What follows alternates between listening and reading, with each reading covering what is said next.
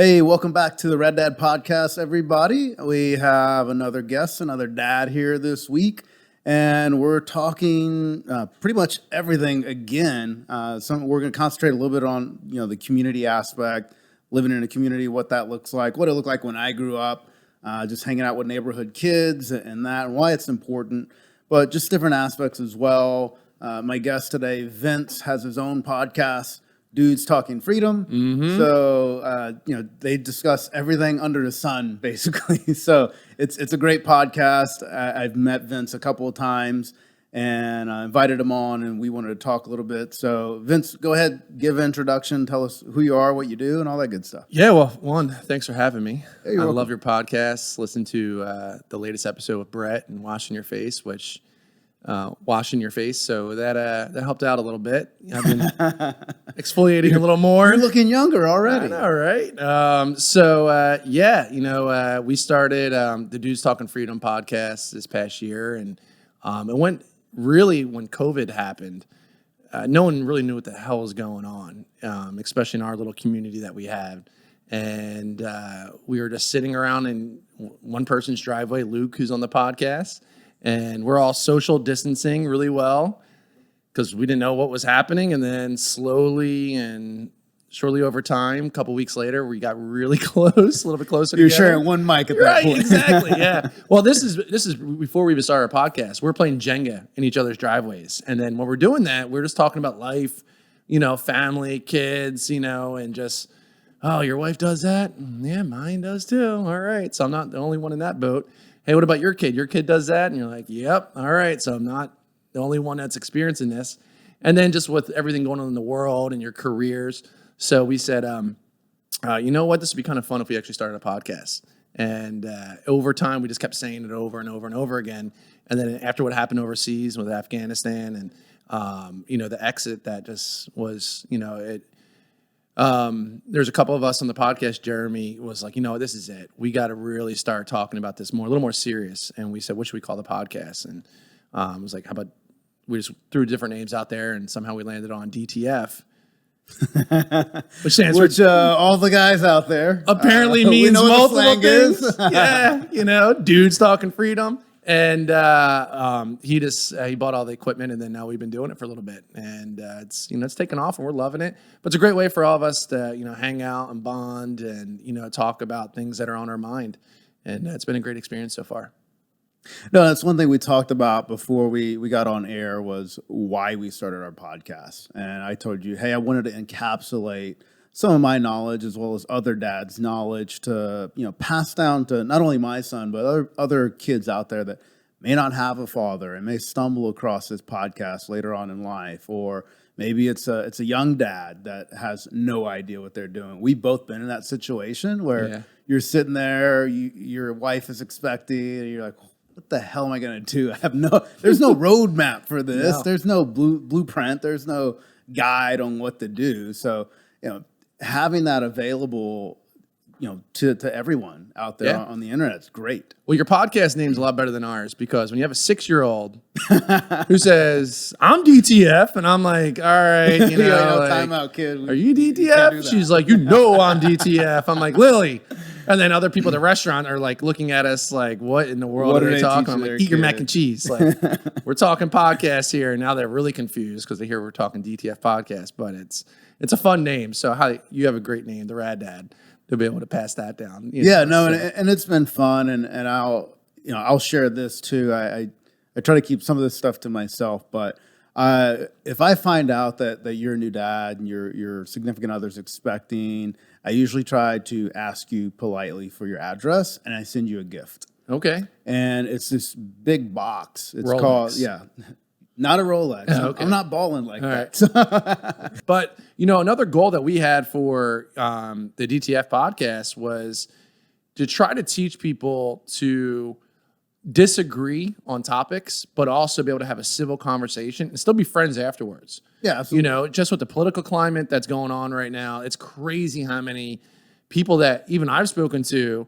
we just disagree on certain things, but then afterwards they stop calling, they stop texting, they stop inviting to like their kids' birthday parties, and you're like, what in the world has happened? My wife's like, well, you kind of went on a tangent. I was like, me? No, not at all. And I think it's kind of important to be able to have those conversations and agree to disagree on certain things without hurting friendships at the end of the day.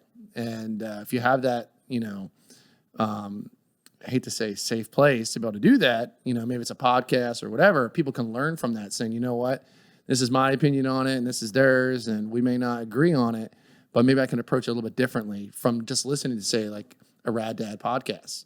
Sure. And I would say, because I also dislike the word safe place, I would say more of a neutral place. There you go. To discuss that. And hey, you tell me your side, I'll tell you my side. And at the end of the conversation, maybe I think about the topic a little bit differently. Maybe I don't, but now I understand your side a little bit better. And it's the art of the debate that no longer exists anymore. And, I try a whole bunch of different things, and I have throughout my life. I told my son a couple of weeks ago, I did choir growing up quite a bit. Now I got to hear it. So, well, not on this podcast. Come on, let's hear it. But I did choir. I did debate in high school. I wrestled in high school. I played baseball. I now play ice hockey at almost 40 years old. You play ice hockey now? I play ice hockey now. Yeah. All right, we're going to a game. I am. I'm bringing the whole crew. Let's go. It's crazy how, I just like challenging things. And one thing that I loved about debate, and I hope it's still very active as it was when I was in high school now, because I feel like it's more important now, is I had the debate the side that I didn't agree with. And it made me a better conversationalist. It made you a masturbator. It made me a masturbator. Wait, what? And it just made me be able to see the other side better. And, that made my defense better because now I could pick all the holes in what I believe and said, okay, I need to strengthen it in this part and this part and this part. That way, when I do say I believe in something, I do believe in it and I can back it up. But one thing that is constantly brought up on Joe Rogan's podcast is the ability to be okay with changing your mind. Right. It's not flip-flopping. It's, hey, now I have new knowledge. I have new information. I see it differently. And that's what doesn't happen anymore. We're all in our own echo chambers. It's just a bilateral conversation. It's either you're for it or you're against it. You're not in the middle. And with a lot of volatile topics today, it needs to happen. Right. I mean, you can't even discuss what a woman is nowadays. You got to be you got to be PC. Yeah. You have to dance around what it is. But then on the other spectrum, you have to fight for women's right because Roe v. Wade was overturned, but you still can't answer what a woman is. So it's confusing. And it's because we don't have those conversations on, here's what I meant with this, and here's what I meant with this. And, we want to, the term I hated during the pandemic was you have to follow the science. Well, Fauci is science. If you disagree, he is science. Yeah. You are everything underneath the sun. You're either racist so you or anti-science. You're anti-vax. And it's, if we're following the science, but down to what particular point? Is it your side of the political spectrum's point or my side of the political spectrum's point? No, it should be a consensus in the middle on what we're doing. And we continue to see that happen. And it's just very sad. But it's one thing that I love about having a podcast is we're able to discuss that with different topics, different people. And, it's a podcast about being a dad and talking to, raising your kids. I want to raise my kid that way. Hey, if you don't agree with them, talk to them. Right. Understand reasonings why you don't agree on anything or why you have different points of views.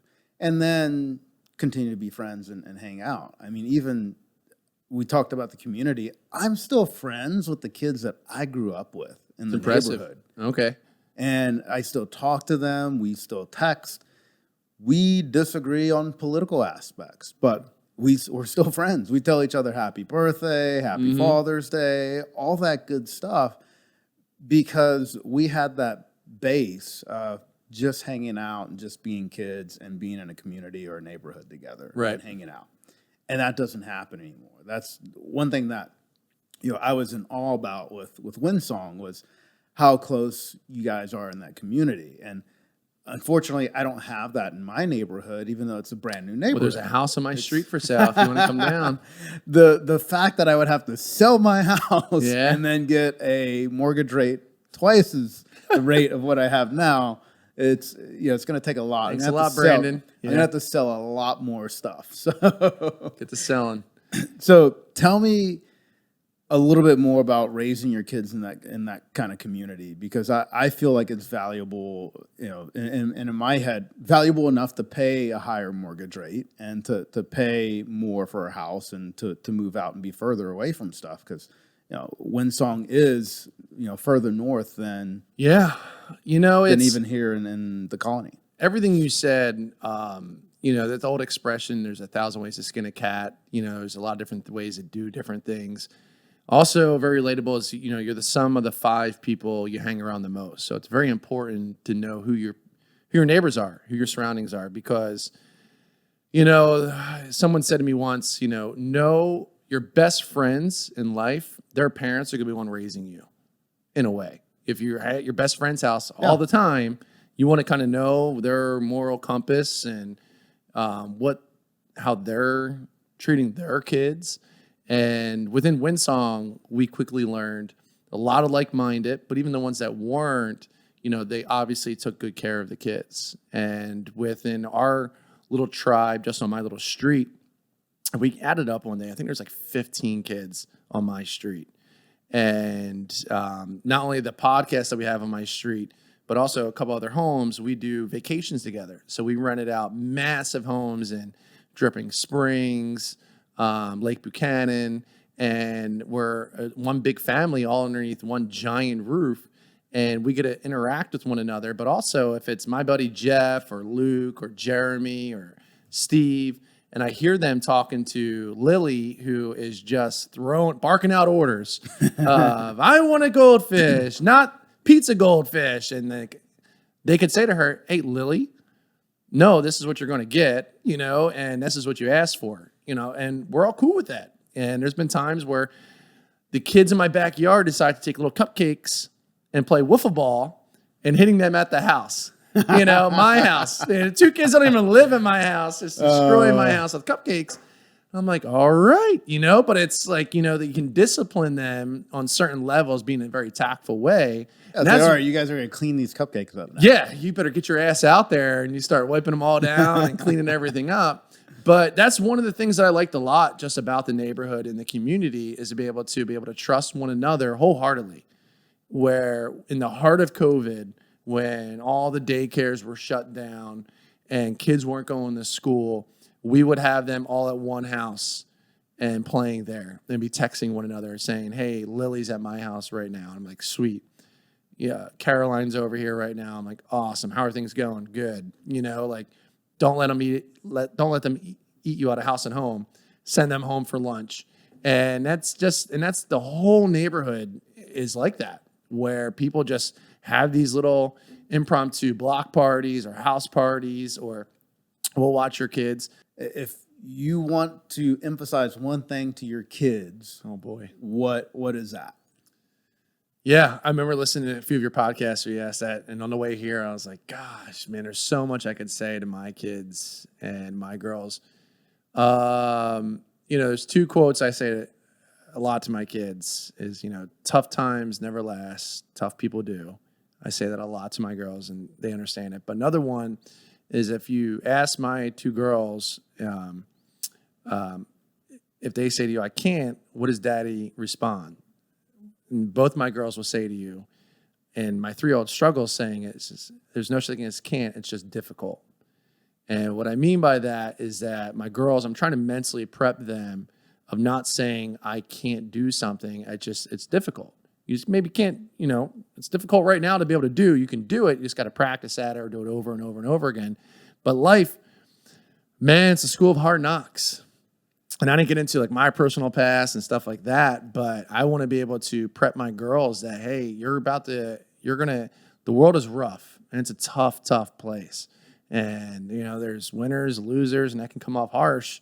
But at the end of the day, when you run into those trials and tribulations and hard things, and when you say, fudge, I can't do this, I want them to immediately to be like, you know what? It's just difficult. It's difficult right now. I'll be able to work at it, and I'll be able to figure it out, and there's nothing I can't do. And it's kind of playing words there at the end. But, and that's my advice for my girls, is that there's nothing they can't accomplish if they put their mind to it. No, that's perfect, man.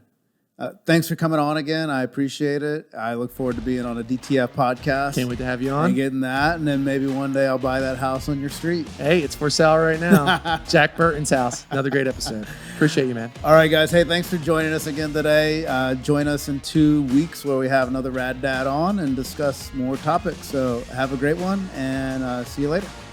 Thanks for joining Rad Dad Podcast, everyone. Please like and subscribe, and we'll see you on the next episode.